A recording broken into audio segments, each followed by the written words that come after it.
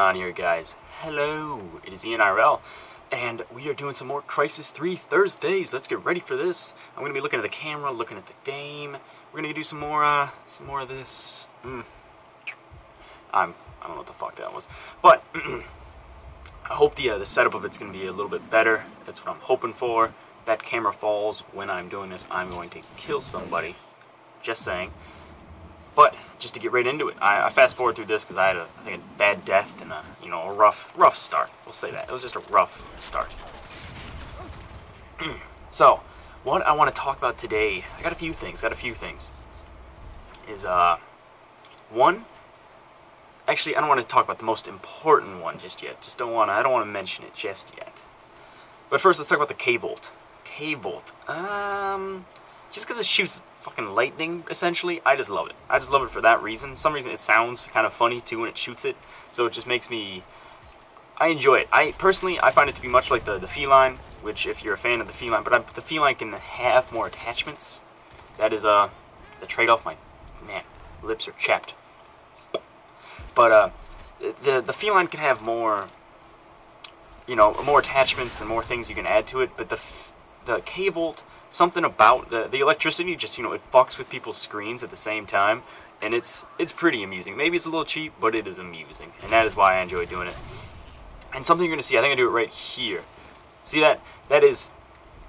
I don't think I'm gonna do it. I do it several times. Just watch when I reload and then slide. That is gonna be my recommendation for today. Just check it out. It's kind of the main topic of what I wanted to discuss. And, we'll dive right into it real quick. I talked about the K-Volt and how it's a lightning bolt shooting gun, and it's really amusing for that reason. But I wanted to discuss even further this, I wouldn't call it a glitch, but a shortcut, essentially, to something that I think is pretty effective. So, a lot of you can see that right there. Every time if you're going to reload, you're running, usually, you can run and reload, like in Battlefield. But what you cannot do, and both these guys get destroyed. Oh god, that was just too easy. Too easy. But what I wanted to show is that when you reload, you're often, your hitbox is very large, essentially. I don't want to sound too technical with it, but you're running upright. You're running upright, and yeah, you can use your armor, or you can use camo to make it, if no one can see you while you're doing it. But at the same time, you can hit reload and then do the slide if you're sprinting, and as soon as halfway through that slide, you'll be reloaded. And actually, it's even cooler that if you slide into a wall, let's say, like in the next match, I don't have any of it recorded, but I do it several times where I actually end up sliding strategically, not like a dumbass, strategically into a wall right after reloading. And if you do that, you actually cancel the reload and you get up real quick. And so it's kind of, for me, someone who's I really like the movement of this game, and I feel that a lot of people sometimes say there's like this dead air in the game where like you're just running around to go get the enemies. Personally, I find that to be almost just as important as seeing the gameplay. Yeah, I have a few fast forwards here and there, but that's simply because I feel that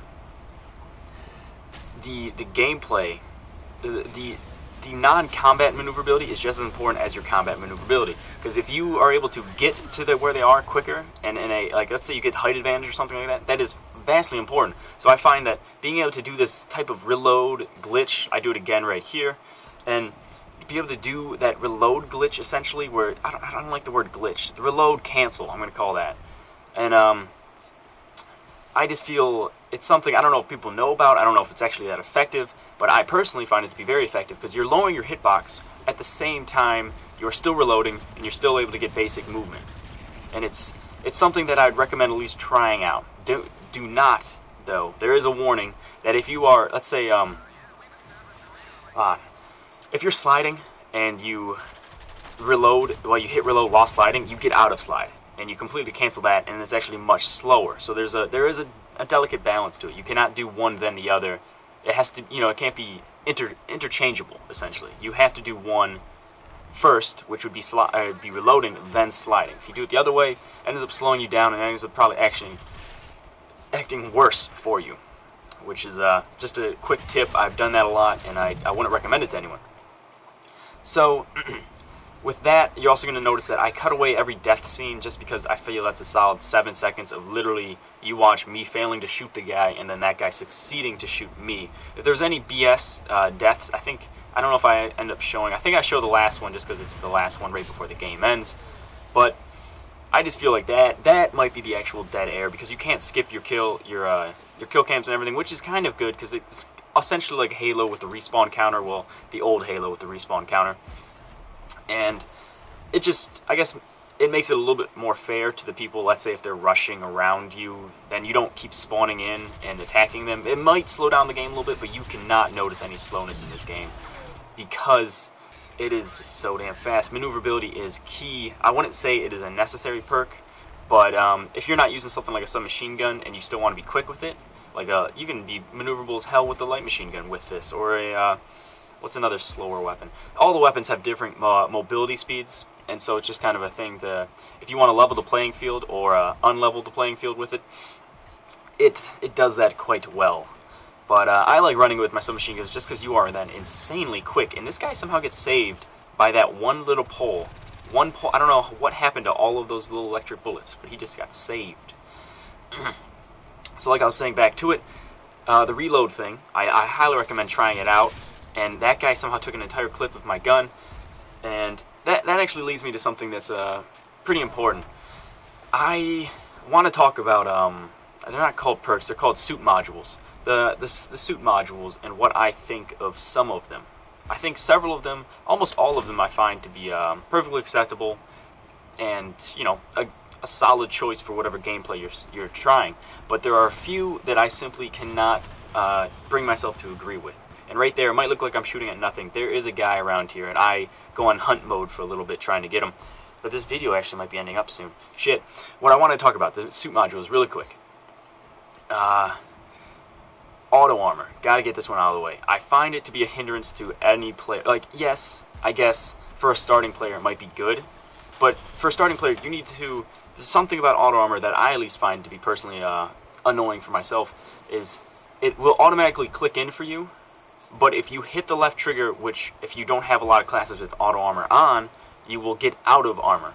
So essentially, it automatically armors you. Yeah, it's great for those first few shots, but you can sometimes accidentally auto armor out of it because you're so used to other classes, and then it ends up being this: you have no armor because you don't know if you're clicking it on or clicking it off because of auto armor, and it just becomes a nuisance for me. I'm not a beginning player, so even in the beginning, though, since I knew Crysis 2, I did not like having my armor automatically on because of it. It actually caused more deaths for me than I would think. Yes, it does protect you from, let's say, a one-shot sniper kill or a one-shot bow shot.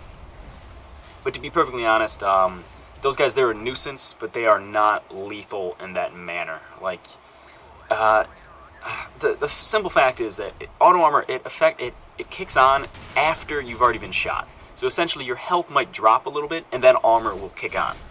And what that does is, I just feel like, yeah, it's maybe saving you for a few seconds, but unless you have a quick reaction time and a better gun than the guy shooting at you, you will die. That is what I found. I don't run auto armor, but I kick on my armor before I see the guy. As soon as I see him, auto armor's on, before he can get a shot off. So then he has to go through my armor, then my health. Not the other way around, where he gets a little bit of my health, then armor, then takes the rest out. And yeah, you might be saying that that's just, you know, bullshit, and maybe, like, you know, that doesn't really make a large difference to me. But I don't know any professional statistics of it, but that is just a personal feel that I find it to be, I wouldn't say pointless, but a hindrance when you start to get into this game. And right here, the game's going to wrap up. I somehow don't kill this shield guy, and then he bashes me. I killed him 8 times, he killed me once. I guess that's fair. I hope you guys enjoyed the video. It is Ian IRL here again. I hope you enjoyed the intro, too. That was actually kind of one hell of a start to a match. That's what that was. But I hope you guys enjoyed this. I hope you enjoyed this part of the video. And with that, guys, I want to say peace out. I hope you enjoyed it. 24-7, not too bad. Could have gone better. But see you later.